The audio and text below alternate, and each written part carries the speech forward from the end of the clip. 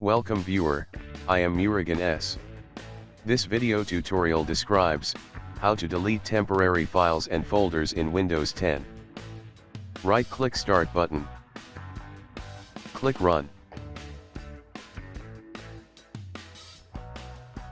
Type %temp%.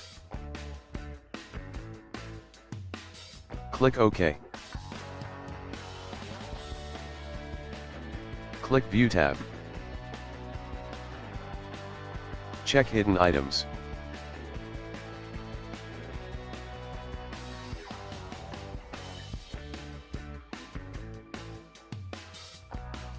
Select all and delete all files and folders.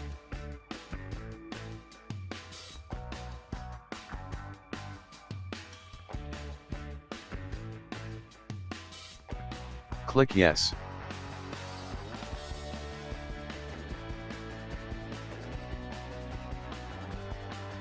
Check, do this for all current items.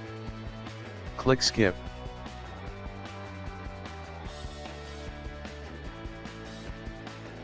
Thanks for watching.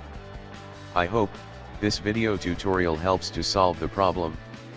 Please like, share and don't forget to subscribe my channel. See you next video.